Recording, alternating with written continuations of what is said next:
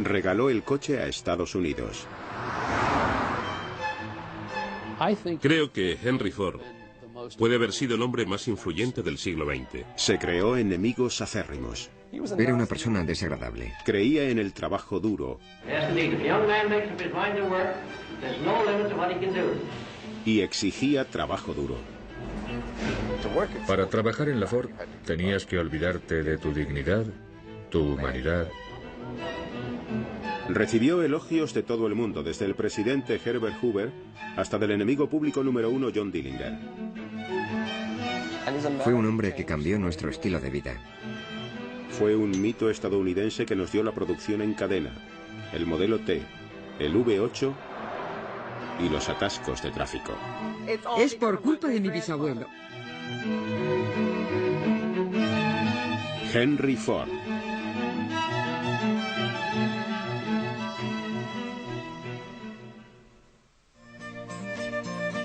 Henry Ford, el hombre que dio el coche y la producción en cadena a Estados Unidos, nació cuando aún se estaba librando la Guerra Civil estadounidense.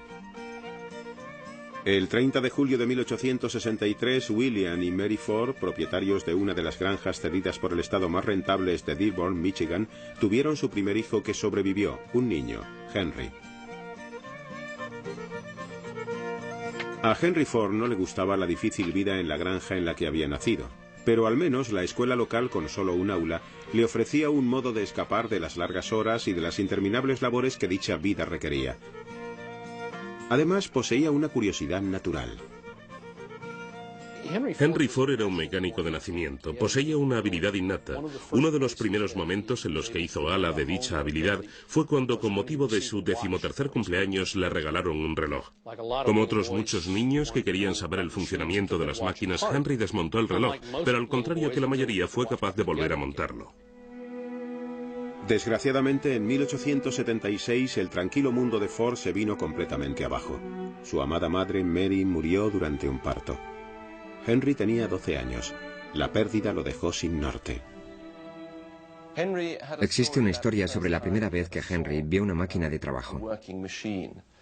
Esto ocurrió justo después de la muerte de su madre. Y los psicólogos se preguntan si acaso esto no provocó algún efecto. Si estos dos hechos no estarían relacionados. Iba paseando con su padre y vieron una máquina de granja, una de las que se utilizaban entonces, que se acercaba hacia ellos, pero con una particularidad. Se movía sola porque el ingeniero había colocado una cadena desde el eje hasta la rueda. Era como un motor de autopropulsión muy rudimentario, pero para Henry Ford fue el gran descubrimiento. Fue entonces cuando Ford descubrió que quería trabajar con máquinas. Así que a los 16 años dejó la granja y recorrió los 14 kilómetros que lo separaban de Detroit. Allí acabó encontrando trabajo en la Dry Dock Company, dedicada a la fabricación de barcos de hierro. Eso le dio la oportunidad de trabajar con motores. La educación práctica de Ford había comenzado.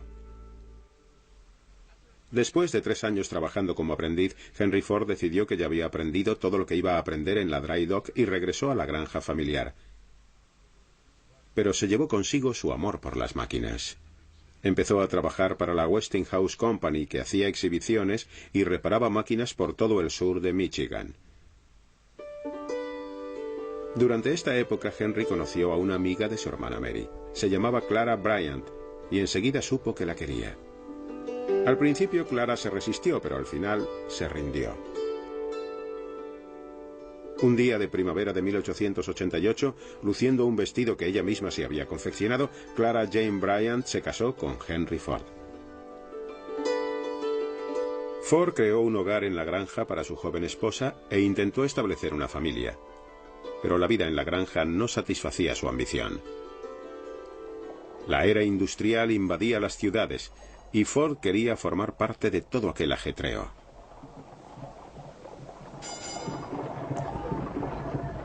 En un viaje a Detroit se despertó el interés de Ford por los automóviles propulsados con gasolina, como este construido por los hermanos Dodge de Springfield, Massachusetts.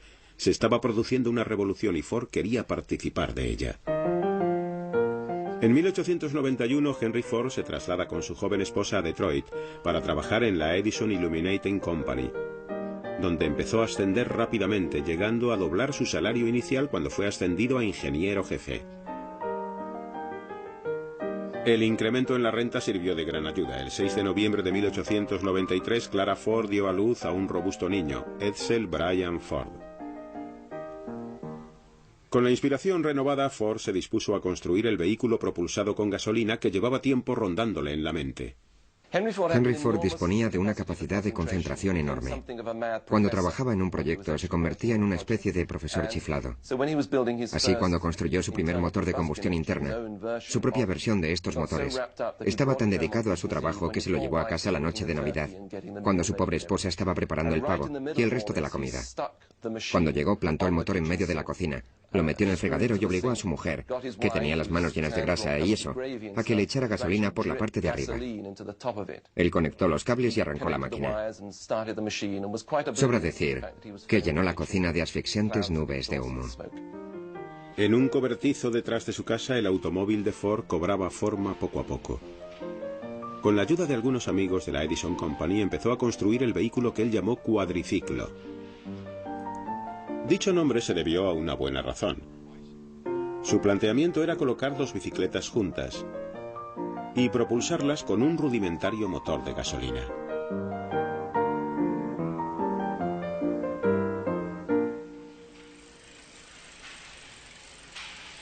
La noche del 4 de junio de 1896 estaba preparado para la prueba definitiva. Aparte de la avería, el viaje fue un éxito. Henry Ford había construido su primer coche.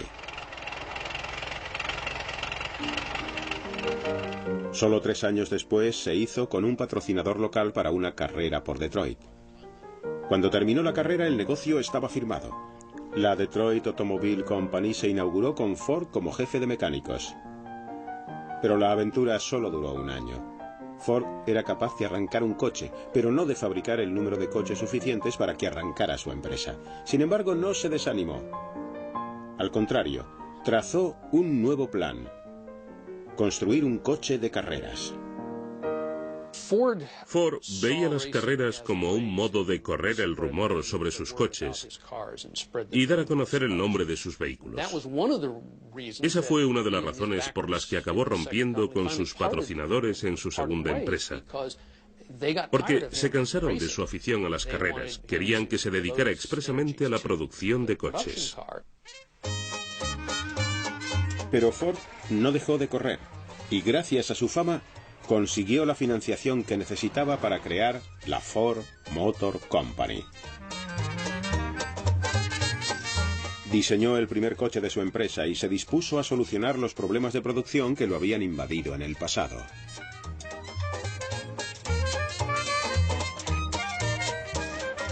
Abrió una tienda, contrató personal, sacó un coche y esperó.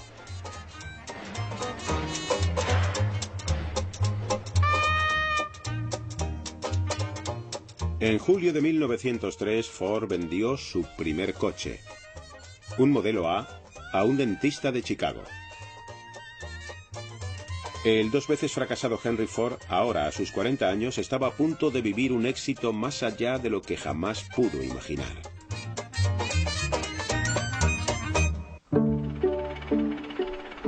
En 1904 se habían vendido más de 500 modelos A. Henry Ford, que en la foto aparece con su hijo Edsel, celebró su éxito comprándose su primer traje de etiqueta.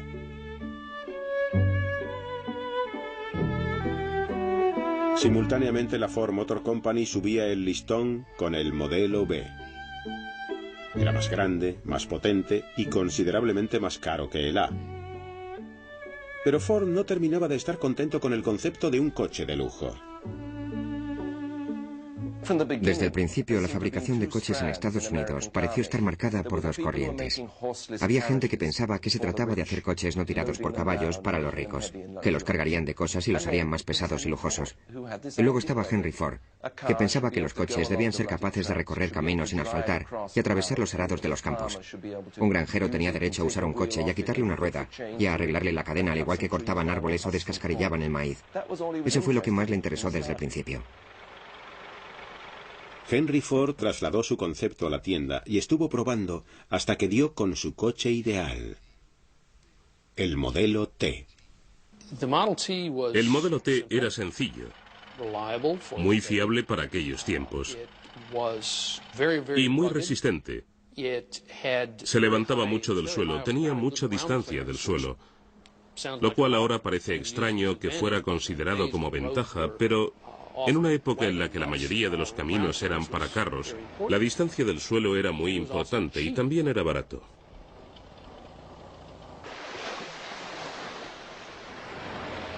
El modelo T resultó un sorprendente éxito.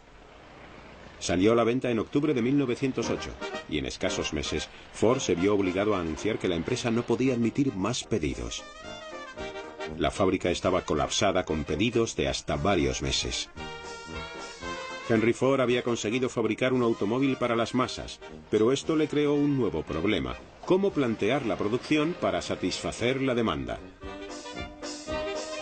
En aquella época, los trabajadores que fabricaban coches en mesas de trabajo fijas eran capaces de producir 25 modelos T al día. Pero 25 no eran suficientes, así que Henry Ford y sus ingenieros idearon un método revolucionario: la cadena de montaje móvil.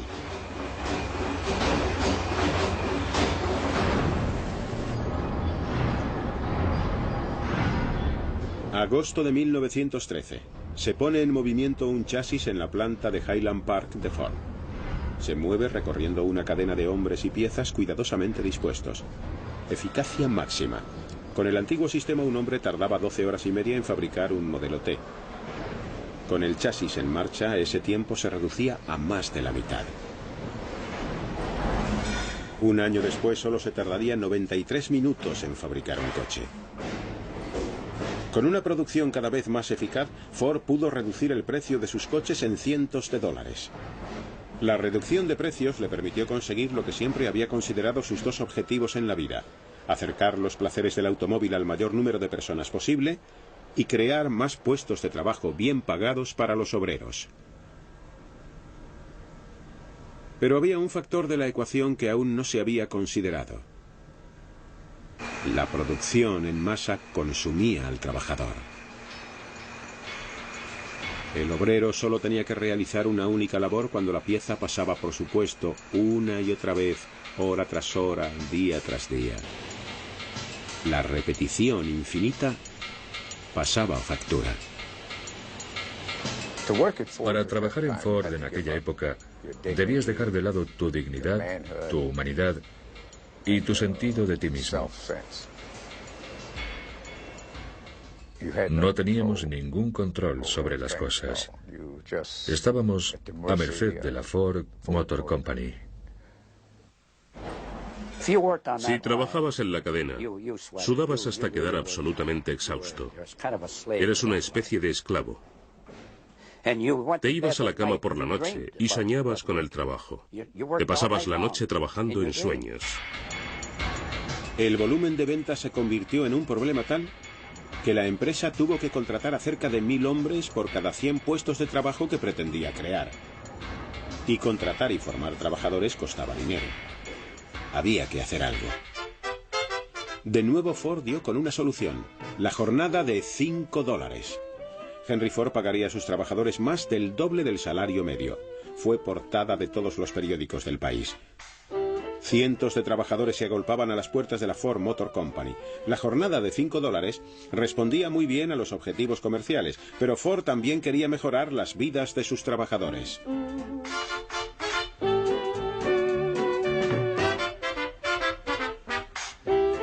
Henry Ford había experimentado dos buenas dosis de éxito, primero con el modelo T y luego con la jornada de $5. Con la seguridad que suponía el beneplácito de la opinión pública, empezó a considerar iniciarse en otros asuntos.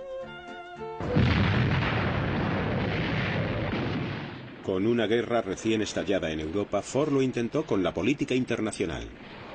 Un joven periodista enviado a entrevistar a Ford volvió con un artículo en el que citaba palabras textuales de Ford, afirmando que daría todo lo que poseía por parar la guerra. La noticia fue extendiéndose hasta que una conocida pacifista acudió a Ford, en quien encontró una persona dispuesta a escuchar. Ford accedió a ir a una reunión todos los fines de semana en Nueva York. Así su nombre fue añadido a la lista de los componentes de una delegación que elevaba peticiones a los gobiernos en guerra. No eran el tipo de personas con el que normalmente se hubiera involucrado Ford, pero igualmente le invitaron. La solución parecía sencilla: fletar un barco, ir a Europa y parar la guerra. Henry Ford había conseguido producir el modelo T. ¿Por qué no iba a poder detener una guerra mundial? Fue un ejemplo tanto de su idealismo como de su arrogancia. La delegación de paz no estaba en absoluto unida por la causa. Mientras sus miembros caían en las discusiones y las murmuraciones, la prensa a bordo del barco estaba encantada con la cantidad de noticias que podían enviar a casa. Cuando el barco atracó en Noruega, Ford estaba completamente desanimado y volvió a Estados Unidos unos días después de haber llegado a puerto. Sin embargo, de vuelta a casa, Ford era de nuevo aclamado como el héroe de la ciudadanía, el Don Quijote moderno. Quizá había sido un ingenuo pensando que sería capaz de detener la guerra, pero incluso sus críticos admitían que al menos lo había intentado. Cuando Estados Unidos entró en la guerra, Henry Ford apoyó a su país. Ante la partida de los jóvenes norteamericanos, Ford abrió las puertas de sus instalaciones al gobierno. El gobierno y el país entero en este aspecto en particular consideraban que Henry Ford era capaz de producir milagros. Los modelos T hicieron las veces de ambulancias y de coches para el personal. Y con los aliados navegando por el Atlántico Norte plagado de submarinos alemanes, la Armada volvió a recurrir a Ford para que construyera el Eagle Boat, un antisubmarinos. Pero para el día del armisticio solo habían salido unos cuantos. Una vez acabada la guerra, Ford pudo dedicar su atención a otros asuntos, y entre ellos uno que de verdad le molestaba: el problema de quién tenía el verdadero control de la Ford Motor Company. Creo que en 1919, cuando compró las acciones de todos sus accionistas, las cosas empezaron a cambiar de verdad para Henry Ford. Estaba convencido de que interferían demasiado en la forma en la que él quería dirigir la empresa, así que les compró todas las acciones a un precio elevadísimo y se convirtió junto con su mujer y Edsel en el único propietario de la Ford Motor Company. A partir de entonces, él personalmente poseía la mayoría de las acciones. Dirigió la empresa como un verdadero dictador, no tenía que responder ante nadie más, y en mi opinión, su caso fue el caso clásico de la corrupción del poder absoluto. Y lo que Henry Ford planeaba hacer con ese poder era mucho más impresionante que nada que hubiera hecho anteriormente.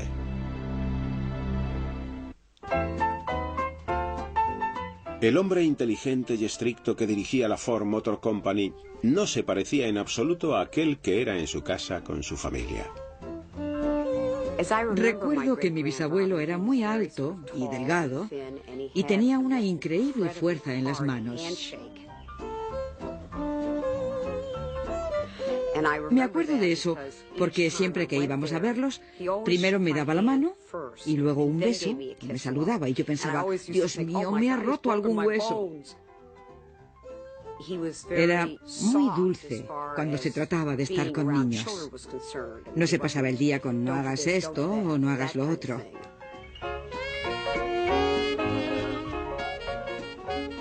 Creo que le encantaba que fuéramos a su casa y vernos jugar. Henry Ford era un soñador. Una vez adquiridas las acciones de los otros accionistas, fue libre para hacer con la Ford Motor Company todo lo que su imaginación le dictara, y eso a menudo iba mucho más allá de la simple fabricación de coches. También construyó el tractor Fordson e intentó poner la aviación al alcance de todo el mundo con un avión pequeño y barato de un solo pasajero. Henry Ford trabajó en una primera ruta de mensajería aérea y en los primeros vuelos de pasajeros regulares promovidos por los chicos de Our Gang, nuestra banda. Construyó y fundó varias escuelas experimentales. Y en el Edison Institute de Greenfield Village, el Museo de Ford y la restaurada American Town rindió tributo al espíritu de la innovación, honrando a personajes tan grandes como su amigo Thomas Edison. Pero el más grande de todos los sueños de Ford fue la Rouge, una planta que era en sí misma una máquina gigantesca. La construyó en la margen del río Rouge, en Dearborn, Michigan, y pasó a ser el complejo industrial más grande de la Tierra en aquel momento.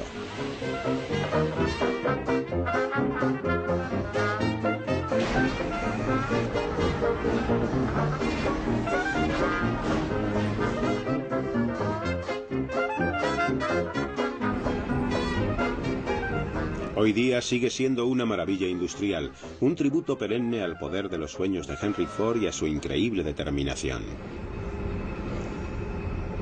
Cuando se pusieron en marcha por primera vez los hornos de la Rouge, Henry Ford volvió a ofrecer al público su pensamiento, pero esta vez marcado por el antisemitismo.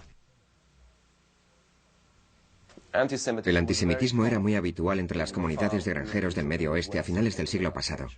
Este pensamiento iba acompañado por una desconfianza en el este, en el sistema de banca y en todas las cosas de ese estilo. Y los prejuicios de Henry Ford eran los propios de un granjero del Medio Oeste. Pero lo más trágico es que él tenía el dinero y la arrogancia para poner sus ideas sobre un papel y publicarlas en su propia revista, que se encargó de difundirlas por todo Estados Unidos. Y por supuesto, de convertirlo en el hazmerreír. A través del Dearborn Independent, Ford culpaba a los judíos de todo, desde la guerra mundial a la falda corta, las películas baratas y la música de jazz. Solo cuando tuvo que enfrentarse a un juicio por difamación, a la desaprobación pública y a los continuos ruegos de sus amigos, pidió disculpas. Pero también los hubo que dudaron de la sinceridad de dichas disculpas. En julio de 1938 Ford aceptó la Gran Cruz Alemana, el más alto honor que el Tercer Reich podía otorgar a un extranjero.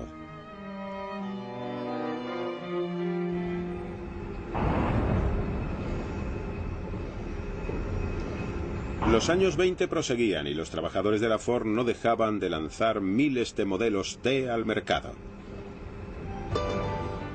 Pero Henry Ford empezó a darse cuenta de que se estaba quedando anticuado. Le gustaban los Estados Unidos de antaño. Nunca se sintió cómodo en el mundo moderno que él mismo había ayudado a construir. Su hijo Edsel, por aquel entonces su segundo de a bordo, pertenecía a una generación completamente distinta. Le gustaba el jazz, el arte contemporáneo y las recepciones ocasionales. Pero Henry Ford era abstemio. Prefería observar los pájaros y el baile country de antes. En esta extraña película, Ford demuestra lo lejos que está dispuesto a llegar para popularizar todos esos antiguos pasos. Era capaz incluso de bailar con un ejecutivo de la Ford como compañero.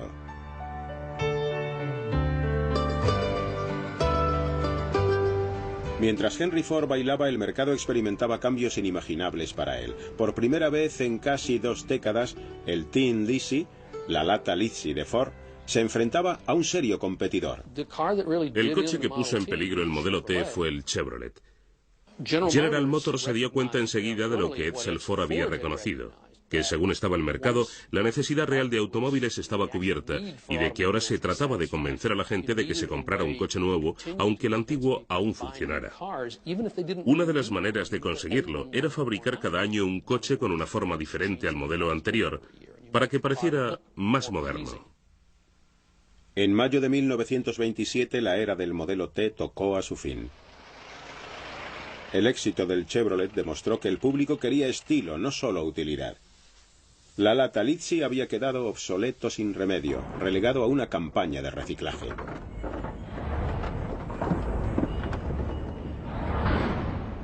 Durante años, la Ford Motor Company se había dedicado a un solo objetivo, producir modelos T, pero el mercado exigía un cambio.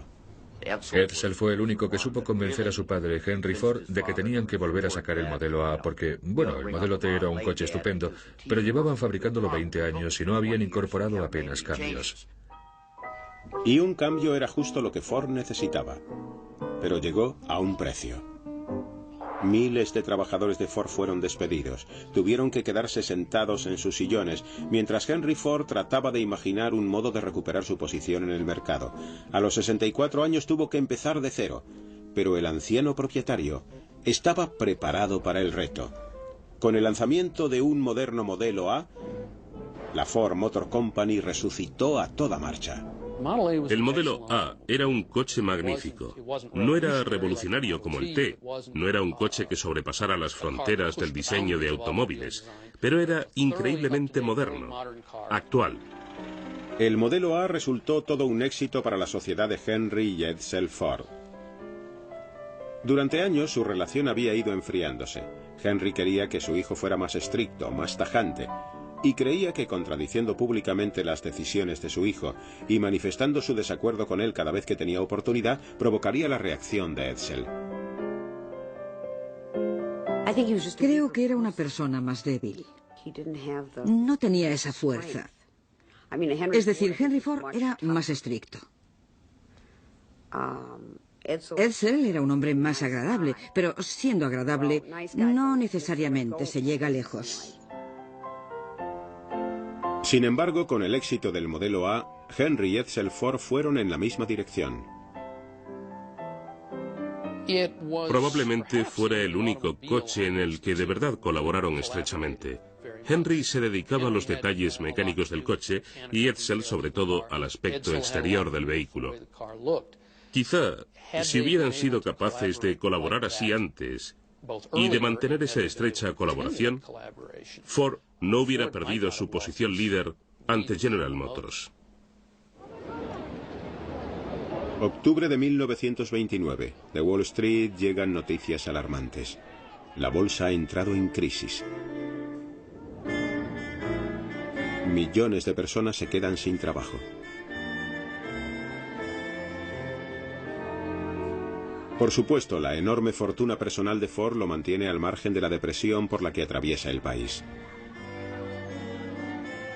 Normalmente, hablar en público dejaba paralizado a Ford, pero en esta ocasión reúne a sus amigos Thomas Edison y Harvey Firestone en un histórico programa de radio para dar su opinión acerca de la depresión.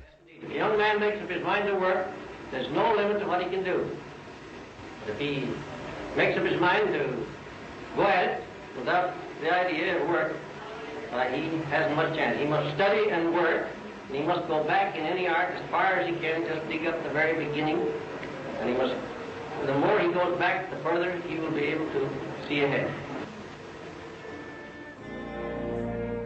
A pesar de lo apartado que se encontraba Ford de la crisis por la que pasaban las personas de a pie, estaba a punto de ser testigo de cómo la depresión se apostaba a la entrada de su propia casa, llamando justo a las puertas de la magnífica planta del río Rouge. La depresión devastó a la clase trabajadora norteamericana. Para muchos no había trabajo, no había dinero ni había esperanza. La Ford Motor Company estaba en mejor situación que la mayoría. La empresa prosiguió su actividad el primer año o los 2 años siguientes con una fuerte proyección del modelo A. Henry Ford incluso libró una batalla de un solo hombre contra la depresión, elevando los salarios de sus trabajadores y reduciendo el precio de su automóvil. Pero no pudo mantener mucho tiempo esta situación. En 1931 la depresión llegó también a Ford. Después de 3 años en el mercado, las ventas del modelo A cayeron drásticamente. El Chevrolet, con su motor de 6 cilindros, y el nuevo Plymouth causaron graves daños a la cuota de mercado de Ford. Una vez más, se vio obligado a detener la producción y enviar a sus trabajadores a casa. Los que se quedaron sufrieron una reducción en sus salarios. La frustración se desbordaba hasta que un frío día una muchedumbre se reunió para marchar sobre la planta Rouge y enfrentarse a Henry Ford con una demanda de más puestos de trabajo. En los límites de la ciudad de Dearborn se apostó la policía en masa, pero los manifestantes ignoraron sus órdenes de dispersarse. La policía atacó y se desató una reyerta a gran escala.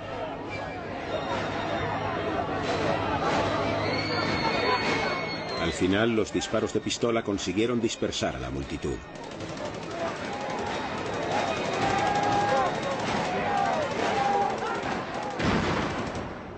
Al terminar el enfrentamiento, 4 jóvenes manifestantes yacían muertos en el suelo y 5 murieron varios días después.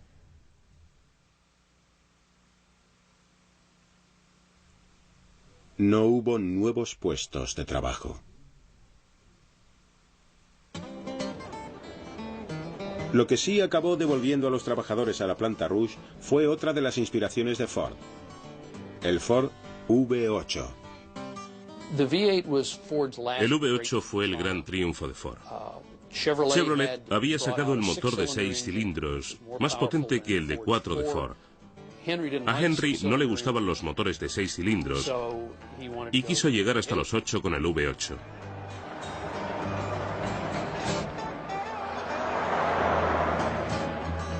El V8 era un descapotable de 2 plazas capaz de recorrer de 115 a 130 kilómetros por hora y si le quitabas la capota aún corría más. De todo el mundo llegaron elogios que rendían tributo al regreso del genio de Ford.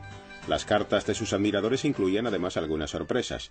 John Dillinger, el enemigo público número 1, escribió a Henry Ford diciéndole: «Hola viejo amigo, tienes un coche estupendo. Es un gusto conducirlo. Su eslogan debería ser: conduzca un Ford y vea cómo el resto de los coches quedan a su espalda. Puedo hacer que cualquier otro coche se trague el polvo de un Ford». También Clyde Barrow, de la conocida pareja Bonnie and Clyde, sintió que debía elogiar a Ford. «Aunque mi negocio no haya sido estrictamente legal», escribió, «no violo ninguna ley si le digo el coche tan maravilloso que han creado con el V8». Con el éxito del V8, Ford encontró tiempo para dedicar su atención a la campaña de reelección del presidente Herbert Hoover en 1932. A Ford aún le intimidaban mucho los discursos en público, pero pronunció estas palabras: I support the best man for the job. Herbert Hoover should be allowed to carry out his program, and I think he will. He has faced the enemy for 3 years now. He knows all the tactics of the forces of destruction. Why bring a new recruit and retire a seasoned leader? I think of him as a human-hearted, honest-minded, hard-working Hoover. Pero los electores no estuvieron de acuerdo con la opción política de Ford en 1932. Sin embargo, dadas las ventas de su V8, Henry Ford y su hijo Edsel tenían razones para sentirse optimistas frente al futuro. They've been asking us what we think of the coming year. All I can say is that we feel pretty good about the outlook. The United States, even when it is running in low, is a pretty big business proposition. But I believe the country is getting ready to make a very decided step forward next year, and we are doing all that we can to help it along. What do you think of that, Father? Well, I think everybody's decided that they've got to go to work. And I think from now on, there's no one can stop this great country from going ahead. Y los que volvieron a trabajar a la Ford fueron testigos del enfriamiento de las relaciones laborales. Henry Ford declaró que un hombre medio no realizaba una jornada completa de trabajo a menos que estuviera vigilado y no pudiera evadirse. Dentro de sus plantas lo dispuso todo para que todo el mundo cumpliera con su trabajo. Los supervisores de Ford, muchos de ellos exconvictos y boxeadores, dirigían la planta sirviéndose del miedo y la coacción. Cuando se necesitaba más producción, sencillamente se aceleraba la cadena y que Dios ayudara a aquel trabajador que no era capaz de llevar el ritmo. El trabajo era muy duro. Solía llegar a casa tan cansado que mi mujer tenía que frotarme las manos porque trabajábamos mucho con ellas y me las frotaba con fuerza. Yo me quedaba dormido. Me dormía leyendo el periódico. Era muy joven. ¿Cómo era mi trabajo en Ford? Nunca he estado en el infierno, pero debe de parecérsele mucho. Era como trabajar en el infierno. La violencia, las amenazas, las condiciones laborales y la vigilancia constante por parte de lo que entonces llamaban hombres estrella. Era como el gran hermano, siempre observándote. Henry Ford estaba detrás de todo. En los años 30 encubría lo que estaba haciendo a través del llamado Departamento de Servicio, tras el que también se escondían los matones contratados por Ford para atemorizar a los trabajadores. Pero sin duda eso era lo que quería Henry Ford. Se había hecho mayor, sus arterias se habían entorpecido y con ello su espíritu. Era un hombre muy distinto al idealista que puso la empresa en marcha. Ford y sus trabajadores habían recorrido un largo camino juntos.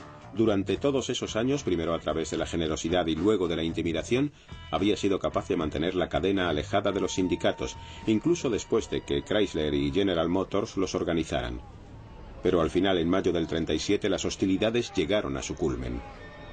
Los organizadores sindicales liderados por Walter Reuther y Richard Frankenstein recibieron un permiso para entregar panfletos en Ford. Lo hicieron desde el paso elevado que llevaba a la planta, pero tuvieron que enfrentarse a los miembros del Departamento de Servicio de Ford.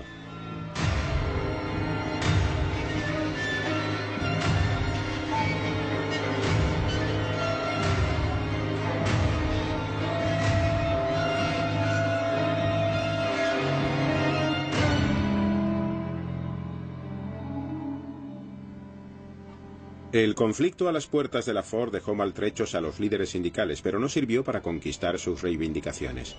Hicieron falta 4 años más de tiras y aflojas antes de que por fin estallara una verdadera protesta. El 1 de abril de 1941, Andy Dewar, uno de los trabajadores del laminador, cambió la historia laboral en Ford. Un día, Andy simplemente se cabreó. Tuvo una discusión con el capataz y con una especie de acento irlandés o escocés le dijo: «Me cago en la leche, estoy hasta las narices de tragarme esta mierda, déjeme en paz, voy a hacer huelga, ¿sabéis, chicos?». Miró hacia arriba de las cadenas. «¡Huelga, huelga!». Otro tío empezó a gritar: «¡Huelga, huelga, huelga!». El grito corrió de un departamento a otro del laminador y de repente toda la planta se paró. Allí es donde se llevaba a cabo el acabado del acero y sin él no se podía hacer ni un solo coche. Ford estaba preparándose para una dura batalla cuando su mujer lo sorprendió tomando partido. Clara Ford le exigió que llegara a un acuerdo con el sindicato. Que Clara interfiriera no resultaba nada propio de su carácter, pero esta vez temía que la situación acabara provocando un enorme estallido de violencia, así que amenazó a su marido con abandonarlo si no ponía fin a las hostilidades. Ford llamó a su representante y le dijo que firmara. Eso fue todo. La Ford Motor Company contaba ya con sindicato.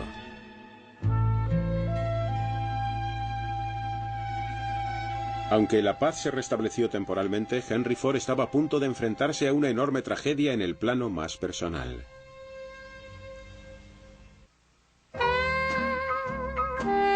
Edsel Ford había sido presidente de la Ford Motor Company desde que tenía 25 años, pero nunca hubo dudas respecto a quién llevaba las riendas. Henry Ford era ingeniero y manitas. Edsel era un hombre completamente diferente. Era un caballero. Era un hombre que destinaba fondos a las artes de Detroit. Era el diseñador. Un manitas moderno. Un hombre con el que me da la sensación que su padre, Henry Ford, tenía dificultad para relacionarse porque eran personalidades completamente opuestas.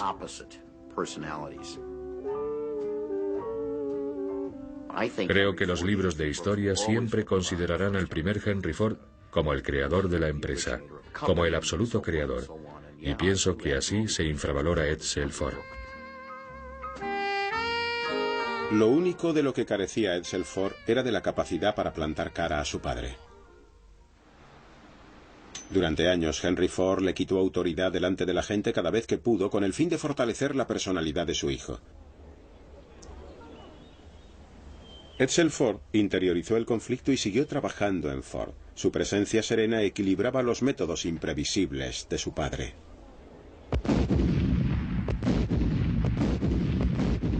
Cuando estalló la Segunda Guerra Mundial, los aliados sufrieron una derrota tras otra. Lógicamente, el país recurrió a la industria para pedir ayuda. Se esperaba que cada uno aportara su granito de arena. A Ford se le pidió que fabricara jeeps, vehículos para el transporte de tropas, tanques, camiones y demás, pero el proyecto más importante para la empresa fue el bombardero liberador B-24. Con un Henry Ford que se acercaba a sus 80 años y aún no recuperado de un infarto, la supervisión recayó ampliamente sobre Edsel, que tenía sus propios problemas de salud. Aún así, los portavoces de la empresa se mostraban lo suficientemente optimistas como para anunciar que cada hora saldría de su planta un B-24.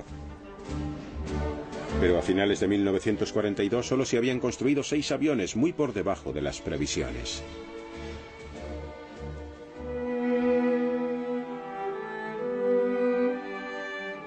En mayo de 1943, Edsel Ford murió.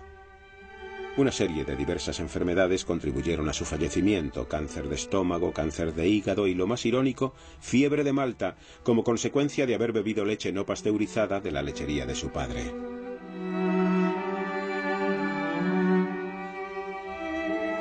Se dice que Henry Ford nunca fue el mismo tras la muerte de su hijo.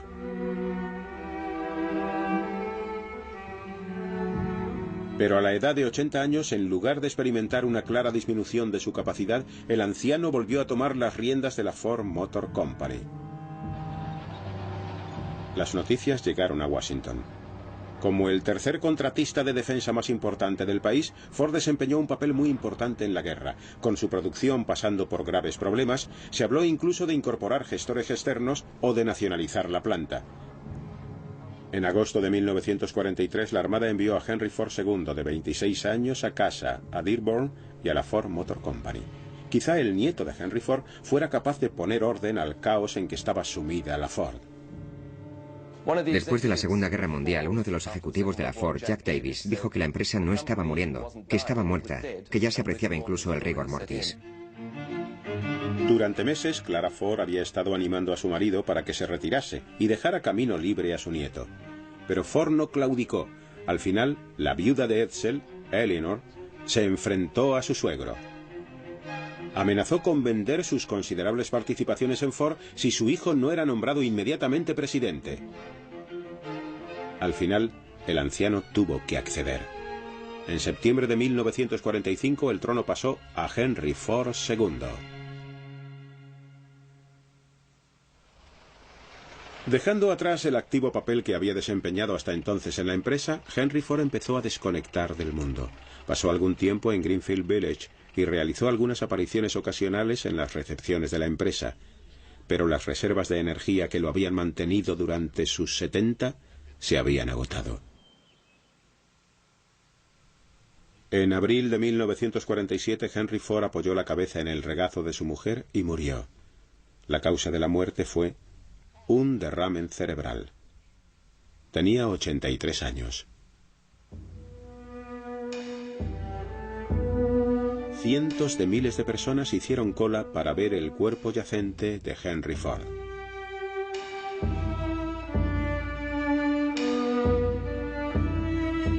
Algunas fábricas cerraron. Otras guardaron minutos de silencio. En total se calcula que cerca de 7 millones de trabajadores demostraron sus respetos al hombre que había cambiado irrevocablemente sus vidas.